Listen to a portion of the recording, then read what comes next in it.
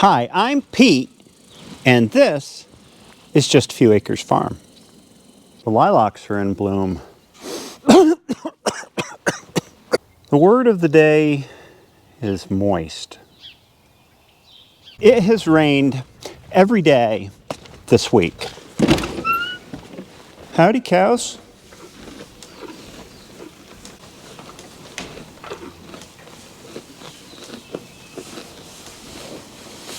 Burrow for the good stuff. Given the weather, this is going to be kind of a show and tell video. My plan was to get the cattle out on pasture, fix the fence and get them out, but the weather hasn't cooperated. Here's the winter pasture after all that rain. It's muddy. You would expect it to be, no matter how much drainage there is, but it's not deep mud. There's a few cattle out here, but most of them are hanging out inside. They've been doing that a lot. No question it's wet.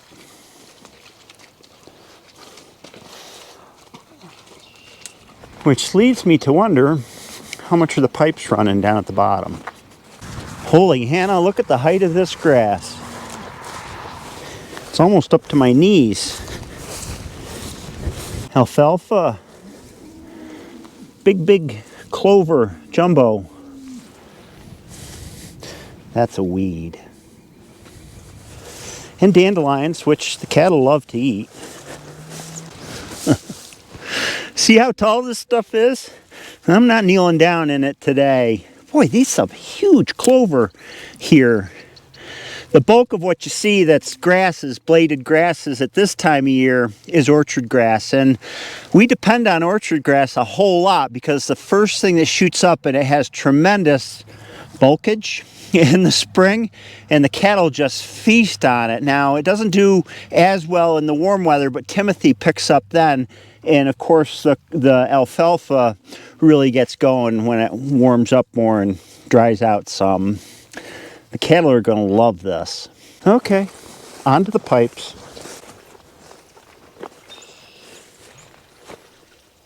Is the fence up?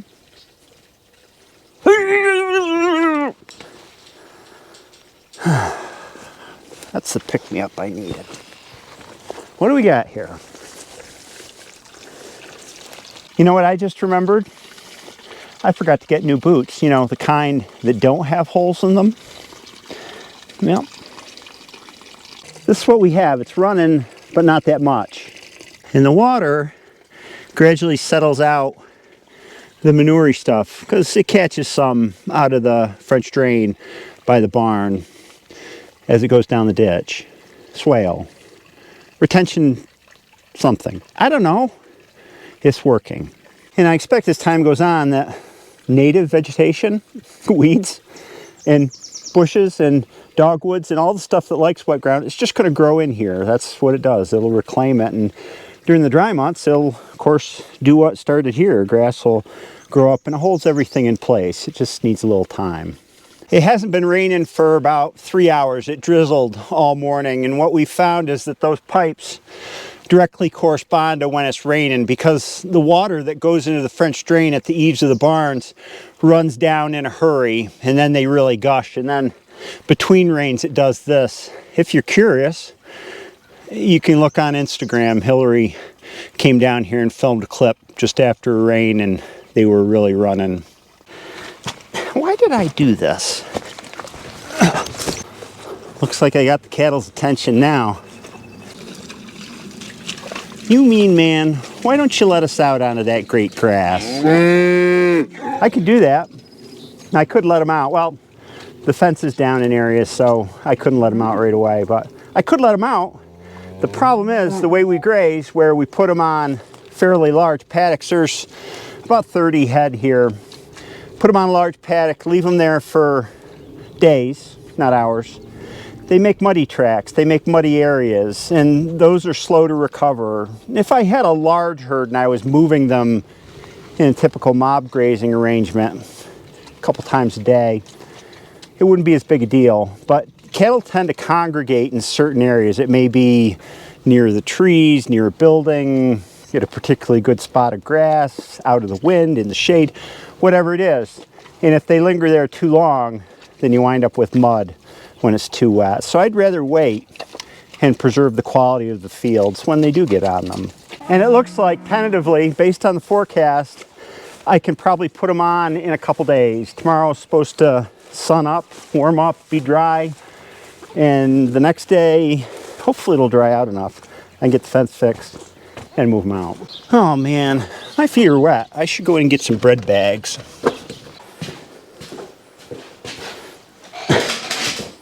Oh. Bread bags, that's what we always used when I was a kid because we never had boots that didn't leak. There's nothing to it when it's raining like this, you know, and the weather's crappy. I'm working in the shop or I'm working in the house. It's nice and relaxing. It kind of limits what you can do, so you can settle in and do some of the slower things that you might not tend to when it's nice outside.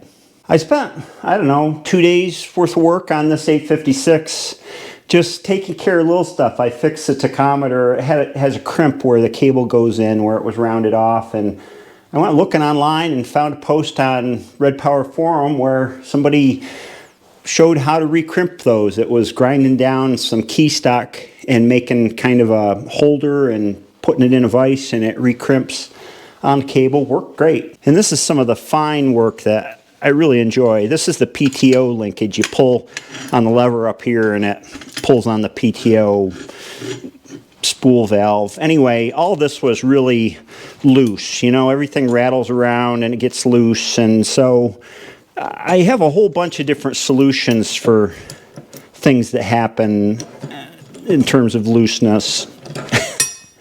Like for this piece here, this had wallowed out and, you know, it rocked on the pin that it goes on. So I put a steel bushing in here and then filed the pin that it goes on, because of course the pin had worn too, so that they mate together tight. And then for this thing here, this always wears because it rattles around in this. And so I welded this up and then filed it down. It's actually a little bit larger diameter than this is, so that it fits in there tight, because the hole was worn a little bit more. And for this one, this hole had worn out, so I put a bolt in here that was about the same size as the hole and welded the bolt in place, and then took a grinder and, you know, cut it all off, and then re-drilled the hole that's the right size to fit on this pin. It's creative work. It's interesting figuring out the solutions. Here's the last tedious job that needed doing. These are the remote hydraulic levers here that work this in here, and boy were they loose. Holy cow, you take these levers and just waggle them back and forth and everything was shot in here. It was all wallowed out. That's my favorite word, I guess. What I did with this is I cleaned everything up and then I reassembled it on here to find out where it was moving, because the movement's kind of complicated. You know, you've got this being translated into back and forth on the spool valve right there.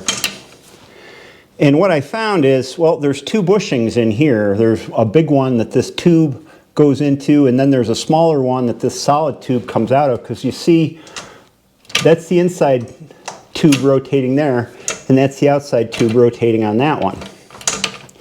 So I made new bushings to fit in there, because this was really beat. It had really, the original bushings were gone. And then there's slots in these plates, and I had to weld up the sides of the slots to close them back in so the pin would ride tighter in them without moving back and forth. And then these blocks here actually wrap around the ends of the spool valves. Well, they had developed slop or rock kind of back and forth like this, so I welded on the back side both these up and then filed them down so they fit tight, so they don't rock anymore.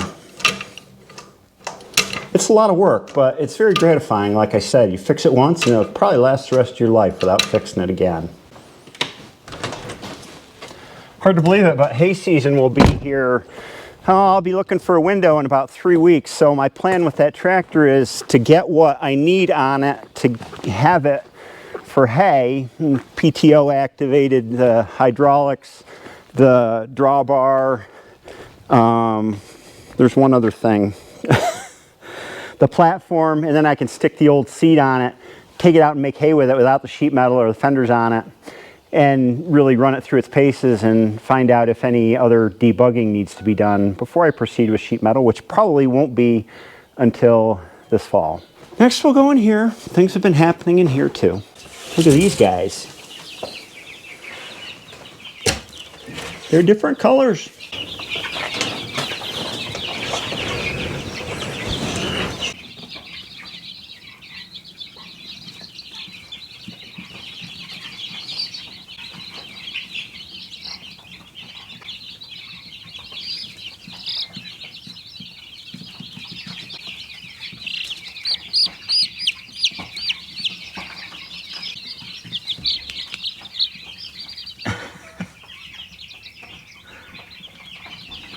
There's 100 chicks here. 50 of them are barred rocks and 50 of them are Ericanas. The reason you see the light colored ones, they look like broiler chicks almost, because Ericanas can come in lots of different colors. And I'm sure you heard this racket over here.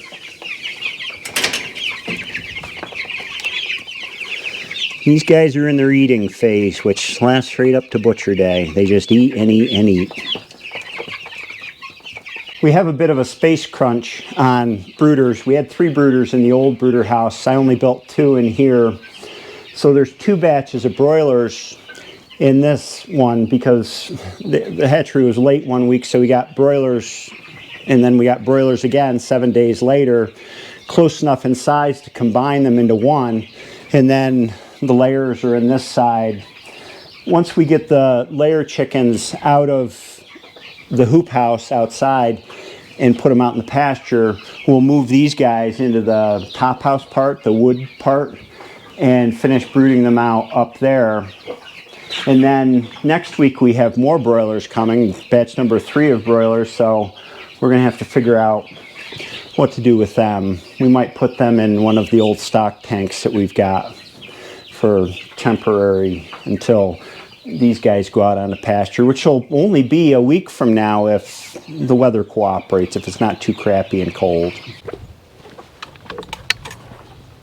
Garden, check. Green's doing well. This is the fastest I've ever seen mustard came up. It came up 3 days after I planted the seeds because of this good weather we've been having for growing things. Yep. Arugula here came up a week after I planted it, and as you can see, it was a windy day when I planted the seeds. My row, it's all edible. This morning as I was walking out to give the heifers some water, I noticed on this path here where I've driven back and forth all fall and spring, hauled 40 loads of manure, wood in and out of here, ground's harder than heck. These.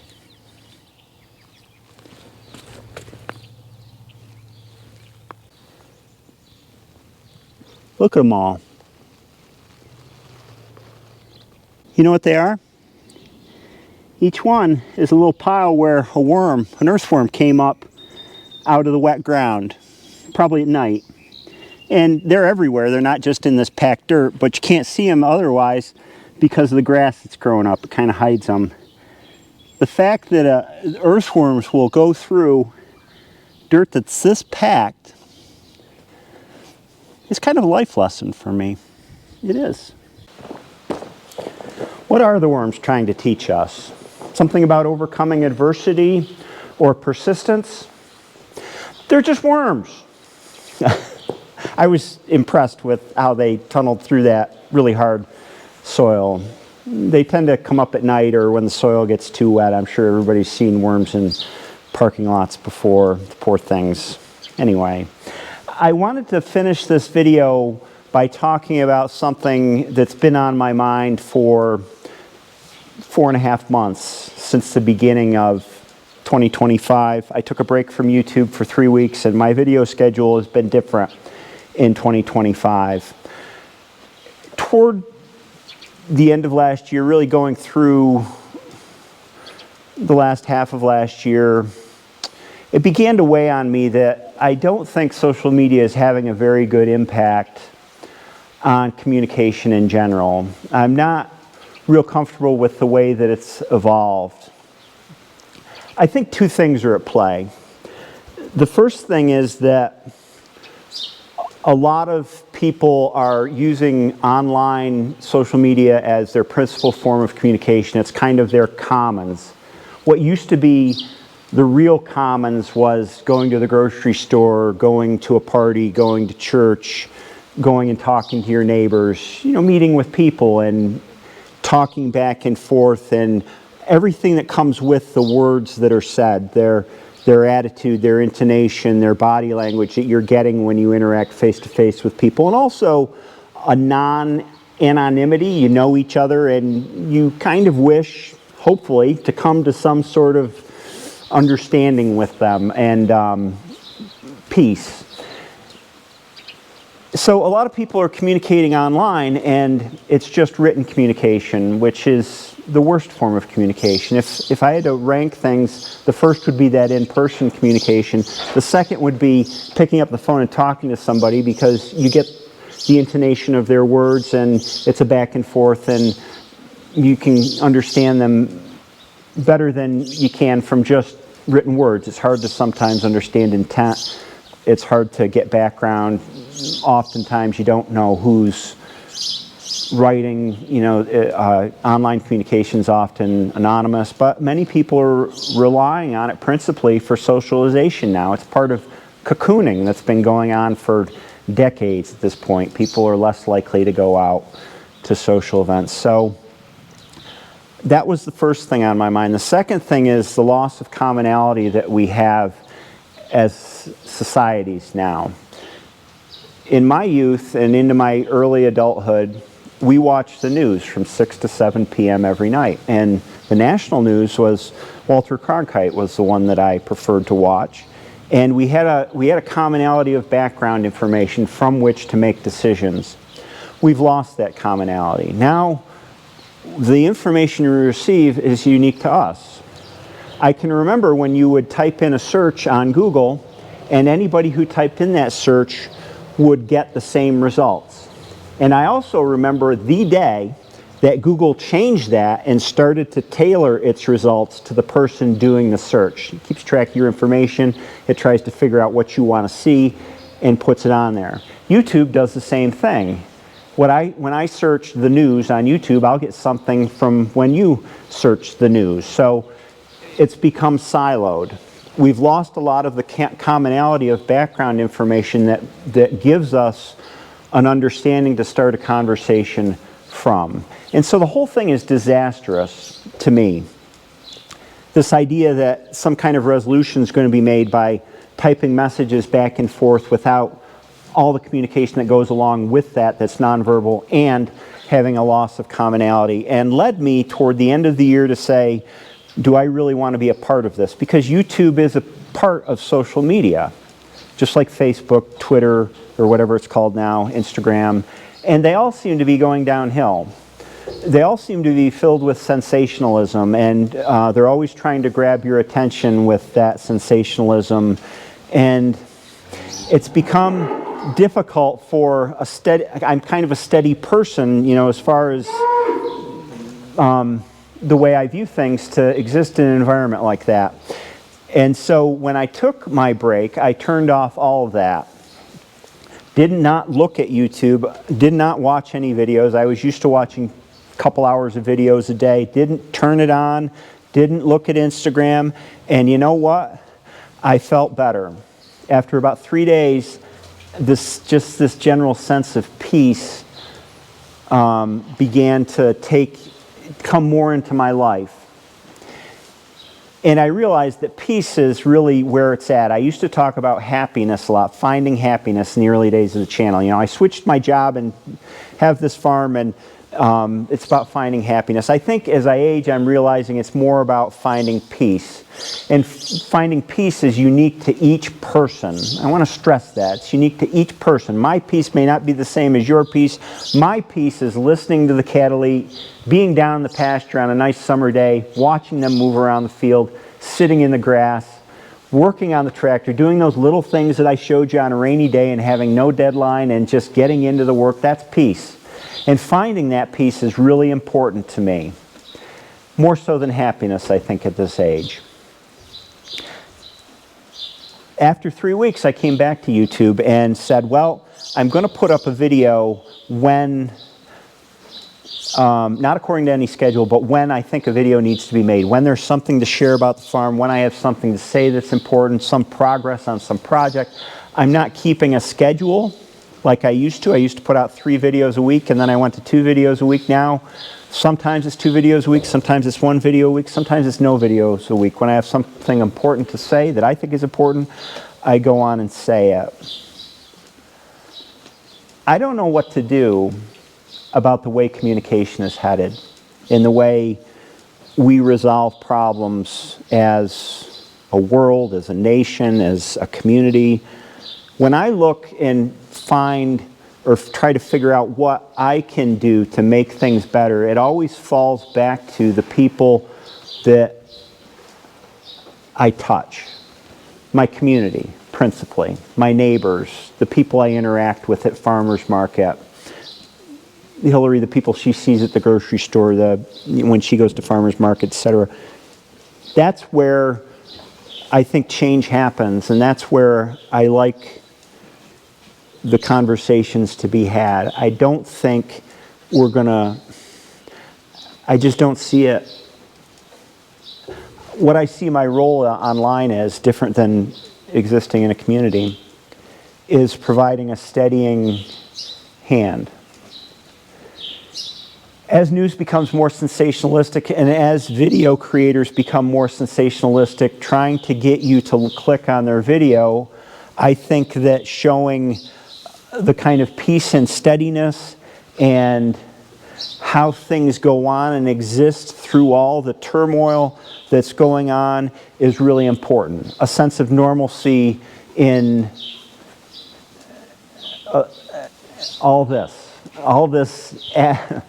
that's going on, whatever you want to call it, is really important. And to be that force that stays and shows that these things go on, growth, life, rebirth, cycle, seasons, is important.